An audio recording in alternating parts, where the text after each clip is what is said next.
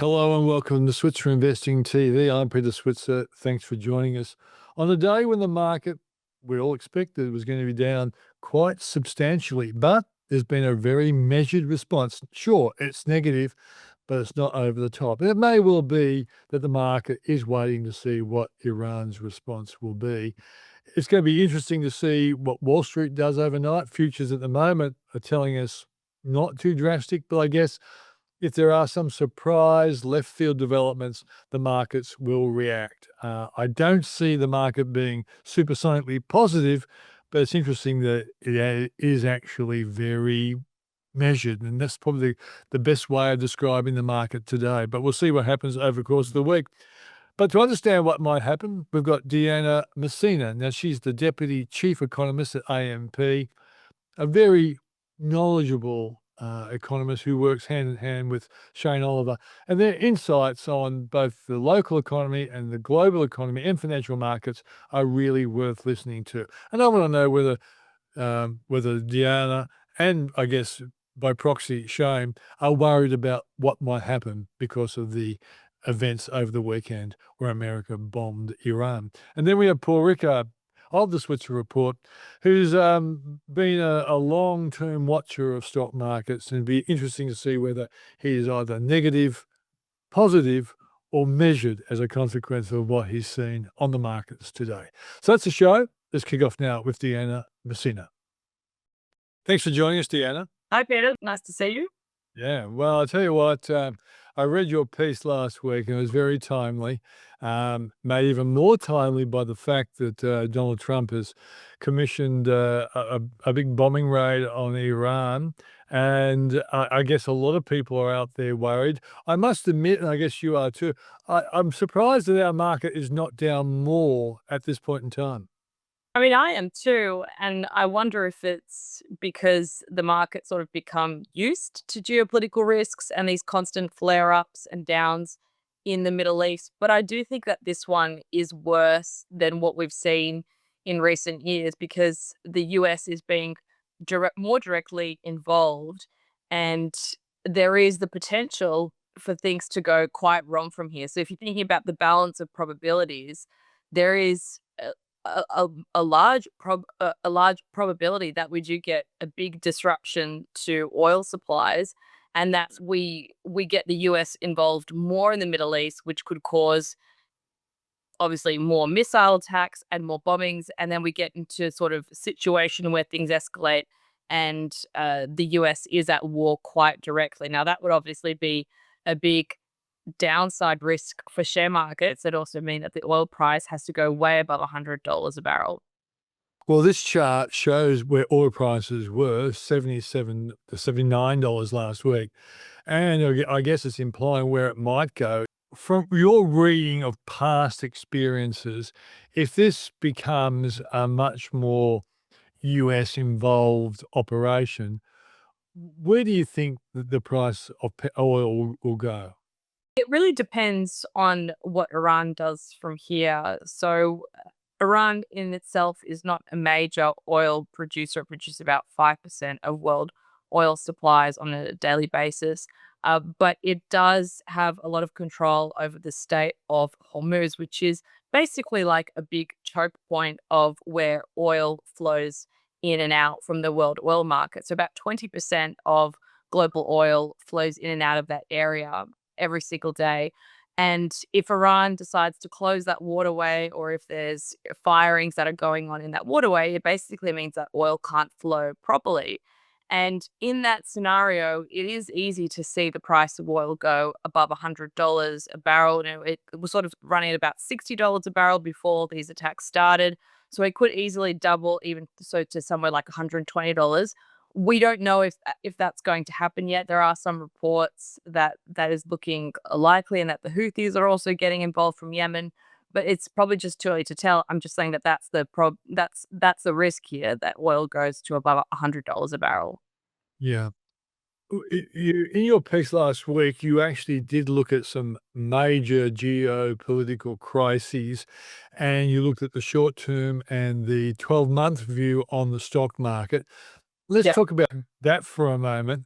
The pattern generally was you made the point that in the short term, the fall could be what was the average fall when you get these sort of shock geopolitical events? Yeah.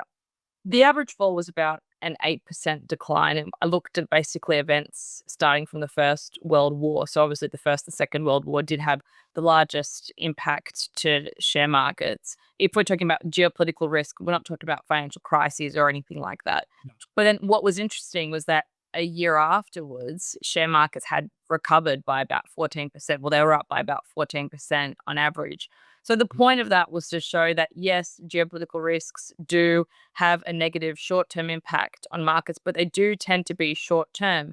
So if you're an investor and you're worried about what's going on right now and the share market has a big decline, which the risk is that obviously it does, I suppose if you're playing the long game, don't don't get too concerned because usually markets do tend to recover from these geopolitical risks. And if share markets have already fallen, well, it's sort of too late to do anything. But as an investor, I think you should also be mindful that geopolitical risks do have a negative impact to share markets. Therefore, you may want to be positioned for that risk. Yeah. I think when you look at the table, on 2 standout occasions, there was the short-term fall and the long-term fall. I think one was it the Yom Kippur War, which coincided with the OPEC oil crisis. It was Yeah. 1973. So those 3 or those 2 events would have obviously combined, and I think the market was down 30 odd percent at the end of the year. That was a really serious short and long-term one, and the other one, correct me if I'm wrong, I think was when, um, the US invaded Iraq. Was that? Yeah. Yeah, both short-term and long-term were quite significant, and it seems to me that when America gets involved or there's a serious oil implication, that's when we might sensibly be a little bit worried about what might happen over the 12-month period. That's true that there is that possibility. I mean, oil is used in many different industries. I would say that the intensity of oil use has gone down over time, though. So maybe we're a little bit more protected than we used to be from shocks to oil prices. Yep. And also, sometimes these geopolitical events occur during the same time as economic events. And uh, that was also an issue looking at some of these events. How do you separate the geopolitics from whatever else is going on? Usually, whatever else is going on, like interest rates, inflation, growth, recession risks, that has a bigger impact to share markets than geopolitics. So I think that some of those events are also impacted by whatever was going on in the economy. But you're right that large changes to oil prices can have quite deep implications for share markets, both in the short term and in the long term. Yeah. Let's go to the stuff that you really are well qualified in, namely the economy. And even though what you looked at was geopolitical and economic, I think a lot of people are worried that this event could push up oil prices and therefore inflation. Yeah.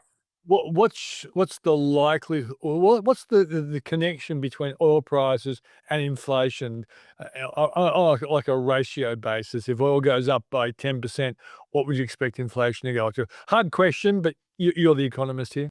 Well, at the moment, the oil prices moved from about $60 a barrel and more recently to about $80 a barrel. So for Australia, that would increase our CPI, headline CPI, by about 0.3 percentage points. So let's say if the price will went from 60 to $120, then you can probably expect a doubling of that. So 0.6 percentage points contribution to inflation. So, quite a decent lift if we get a spike to oil prices. But what's really important to keep in mind is that the central banks can look through some of these short term disruptions. I know that a lot of people, analysts and commentators, make fun of economists saying, well, they just look through all these changes. But it is important sometimes to look through one off changes to prices, either up or down, because it distorts the information that you have. So if the oil prices has gone up a lot, well, actually, that's sort of like a tax on consumption.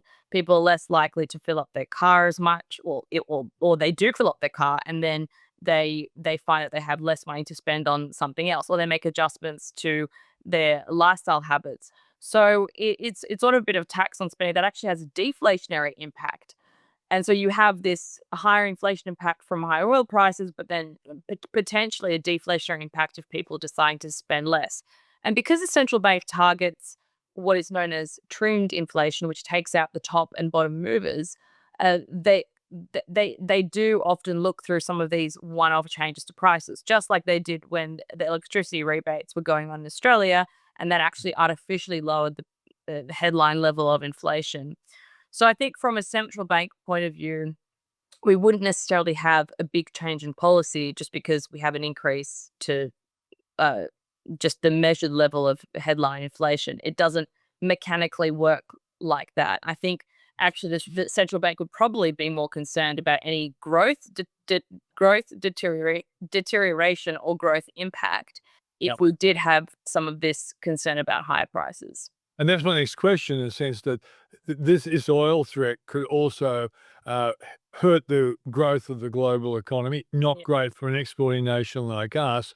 And so, in many ways, I guess my question is two questions, and they're related. One is, do you still think the July rate cut is just as certain as it was, say, on Friday?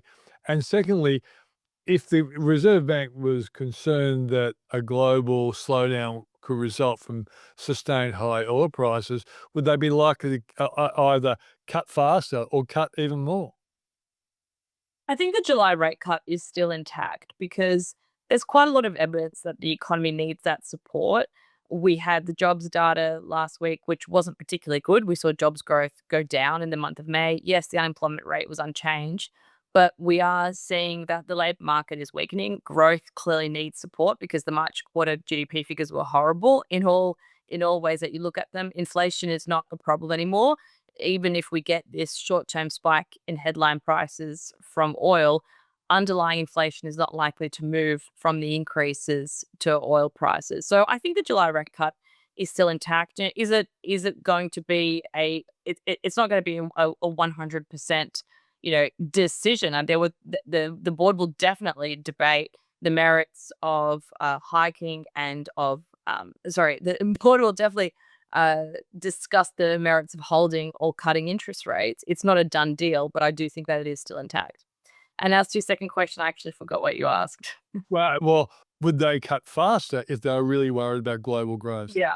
So this is sort of similar to the question that I would get around tariffs. And if even if we got the worst case outcome around tariffs from the US, the Liberation Day highs that we saw, where average US tariff rates would have gone to 35% from 3%. Would the central bank still cut in that environment because inflation would be likely to go up for consumers? And I think actually this is sort of similar to that because any potential downside risk to growth, if we did see that materialize, I think that the central bank would be more cognizant of supporting growth rather than of being worried about a short term spike in oil prices because higher oil prices don't necessarily seep through into other parts of the inflation basket. So I think that uh, they would be more mindful about trying to support growth through cutting interest rates rather than being worried about the inflationary pressures of higher prices. Okay, all the questions so far have been easy for a very talented economist like you, Deanna. But here's a hard question. Yeah, and I know because you're an economist, you don't answer questions about personal investment. But what if your mum or your dad, your brother, husband said, Deanna, should we go a little bit more defensive here? You've got us in 80% exposure to the stock market with all these great AMP products that you recommend. You wouldn't do that. I know that you're too balanced to do just AMP products alone.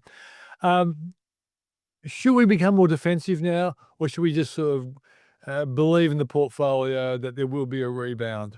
What would you say? I mean, it depends on what your time frame is. I think is really quite important. Like, if you're a retiree right now, you'd want to have a large balance to draw a large cash balance that you can draw down on in the short term because there is a big risk that markets fall by 5, 10%, maybe even a bit higher in the short term. I think that there is definitely that chance in there. So if you need to draw down your balance right now, then yes, I would probably be going more defensive. But at the same time, I think maybe it's a bit too late to have gone down the defensive path. Our portfolios went defensive already a few months ago, and have had more exposures to things like gold as well, and trying to broaden out the international equities exposure away from the US. But if you're a longer term investor, you know, it's probably not too late to go defensive, I guess. But any large falls in share markets, I think, just provide a buying opportunity unless you believe that we're going down the path of a hard recession. That's not our view. We think that we're going to avoid a US recession or a global recession. So if we do see those large falls in share markets, I think that that will ultimately be a buying opportunity. And in 12 months' time, we do still see share markets being higher because we think that central banks are still going to be cutting rates, profit growth is holding up, and the policy will shift towards Trump's One Big Beautiful Bill Act, which will provide some fiscal stimulus into the economy. Okay. One last one before I let you go, because you were just talking about the tailwinds that you'd expect to see take over maybe in 12 months or even earlier. What about artificial intelligence? Have you guys done any work to try and calculate the surprise benefits that corporations might receive because of this hard to actually define, unbelievable, innovative technology? I have looked at it, and to be honest, it's very difficult to pinpoint a number. I looked at many different studies, and everyone has their own estimate. 0.2 percentage points to GDP every year for the next 10 years. The biggest boost is obviously a long-term boost to productivity growth. And usually when you look at different historical innovations that have happened, you can see that GDP growth and productivity growth do go up over the long term from that. And therefore living standards, household disposable income follows as well. So the biggest benefit is the rise to productivity growth. And so any rise to productivity growth in Australia is very much needed right now, given that it's running at 0% at the moment. So any boost that we can get would be welcome, but it is really hard to pinpoint a number on it, and also the impact that companies will have. I mean, obviously there are going to be some companies that benefit extraordinarily, but for a company like Nvidia, for example, has all that benefit already been seen in terms of its capital expenditure growth on AI. I mean, I still think that uh, that the AI and the tech sector in the US does have further to grow, but the highest levels of profit growth have probably already been seen for the cycle. So there'll be new players that enter and that get the benefit of the next leg of the AI boom when it's actually being implemented more directly in everyday business and in everyday life. It's quite extraordinary. So one day I might have to replace you with artificial intelligence, Deanna. Well, but your questions are too hard, Peter. So even the chatbot couldn't answer them. I think I might have to use it on a promo, Deanna. Thanks very much for joining us on the show. Thank you. It's been a pleasure. That's Deanna Mousina. She's Deputy Chief Economist at AMP. And coming up now is Paul Rickard, and I'm very keen to see what his view is on investing in these troubled Trump times. Thanks for joining us, Paul. Thanks, Peter. It's a day when I thought the market could be down by 100 points, and we haven't seen that. Was I wrong to believe 100 points? Well, if you read the scary Fin headline in the Fin Review or the back page, it was going to fall by 10%, but a 10%? well, could fall by 10%. Yeah. Um, There would be 700 the points. markets came off, and then it's just finished up. It's not as down as much as it was, but Yeah. a pretty orderly market. Yeah. And we're seeing a little bit of a flight to quality. Obviously, the oil stocks are doing okay. The resource stocks tend to be sold off. Yeah. So do some of the more high flying tech companies, but the banks have come back. So look, come to your first question, how worried am I? Yeah, moderately, but I don't think this is the time to slash the risks. And I think this has got a long way to play out, Pete. And Yeah. the market at the moment has been pretty, to might say a bit complacent, but Yeah. but it's taking it in its stride.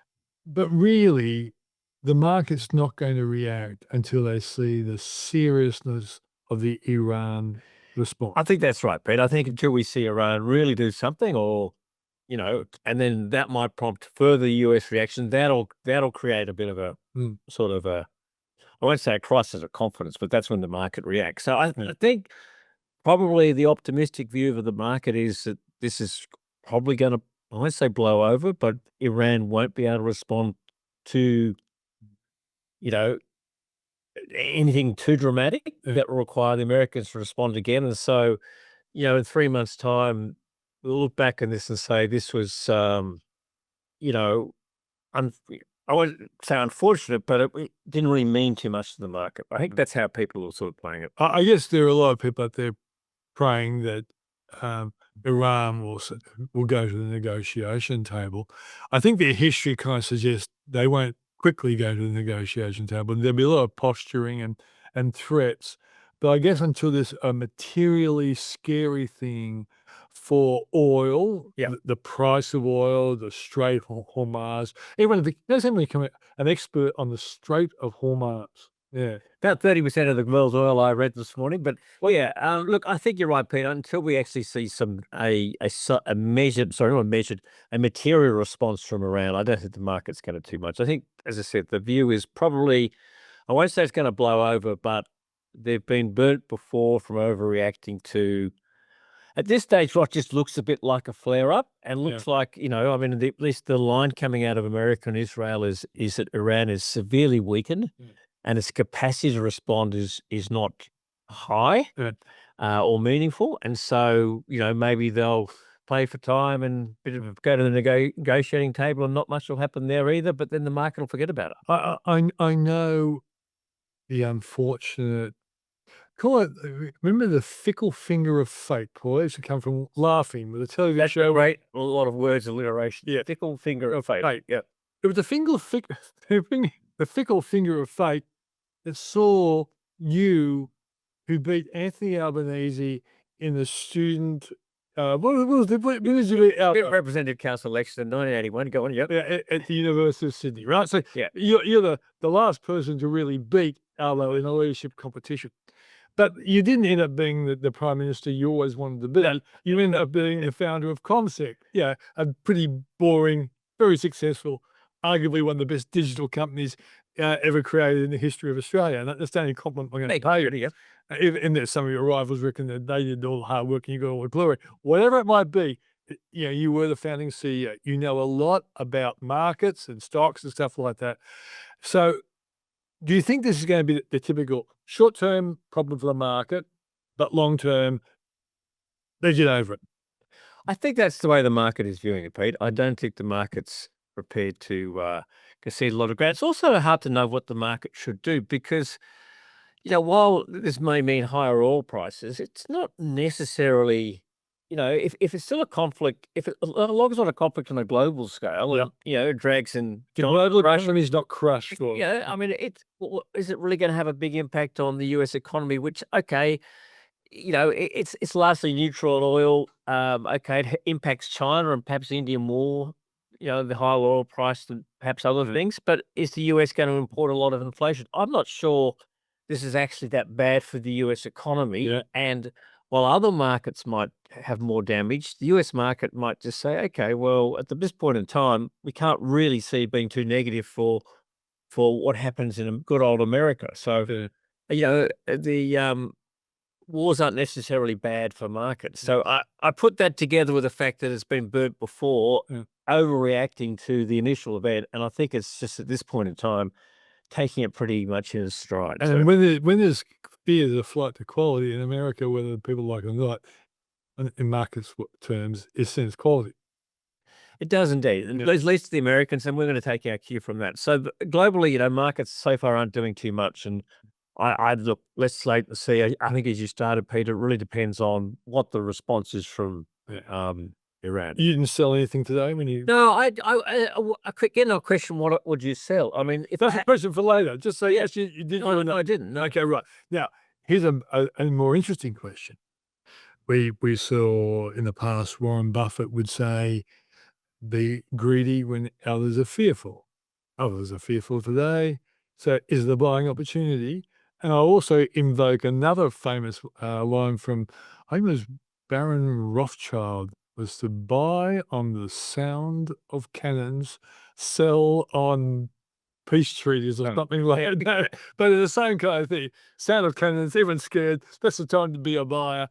Is this a buying opportunity for the courageous? Well, it may be. I don't think it is yet, Pete, because I don't think we've seen much of a reaction, and I still feel the market is a bit overvalued anyhow. So, yeah, what are we down 40 points in Australia on nothing? Japan's hardly done anything, not much in Hong Kong either. Yeah. So we haven't yet seen the sort of the European and the US reaction. We saw a little bit in the Dow futures, not down much, pretty measured there. So I don't think we've seen, if there is fear of panic, it's not evident yet. No. So for me, am I a buyer? No. I still think the market's a bit expensive. Yeah. So let me deal with the question, what could you sell? Oh, no, not yet. Okay, 'cause there's one aspect to this. And I just want your learned view on the matter. See, the Buffett line, "Be greedy when others fearful," I think is absolutely spot on. But there still is a timing aspect, isn't it? And you've alluded to it. Yeah, the market's gone down far enough. Now, every time we've seen the market go down like 20, 25%, that was the time to be greedy because a lot more people are fearful. And you're basically saying they're not fearful enough to make the right No, decision. I don't think that there's been much selling at all. So therefore, why would I want to buy shit? Is sort of pretty much my answer. Okay, right. So you seem champing at the bit to tell us you don't know what to sell. So what would you, or buy? What would you be buying or selling? Well, I think the stocks that will probably, oil stocks do well while there's fear about them. Yeah, Woodside, So that's easier to buy. They've had a good run. I mean, Woodside was down at $18, it's now 26. Yeah, but And I liked it at about $20 before all this blew up.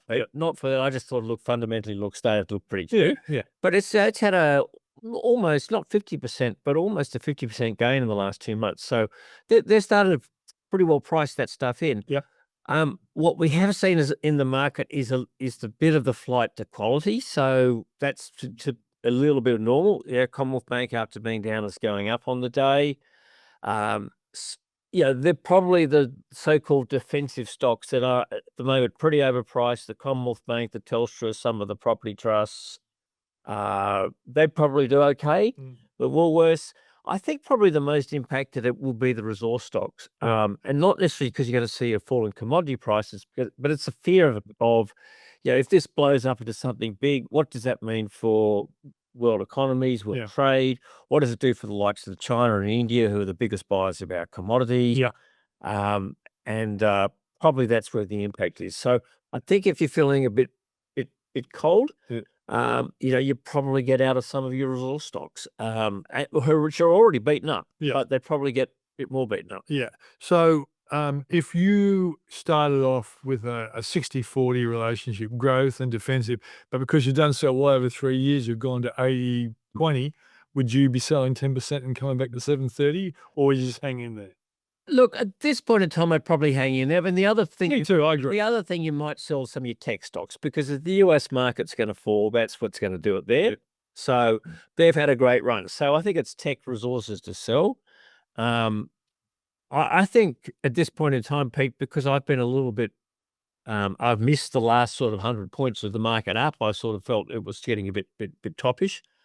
I'm not really a seller. I've got more looking for a chance to buy, but I don't think this is great value yet. So I think I've just been around too many of these conflicts and seen them come to naught, basically. And I guess in the last decade, the difference was Ukraine and the impact that had on inflation, and that really changed the ball game for.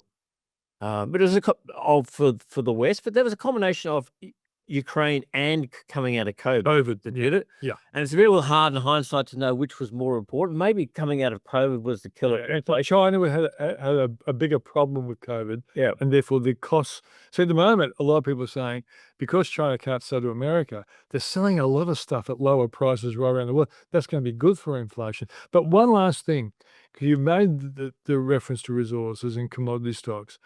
If fear escalates, the US dollar goes up.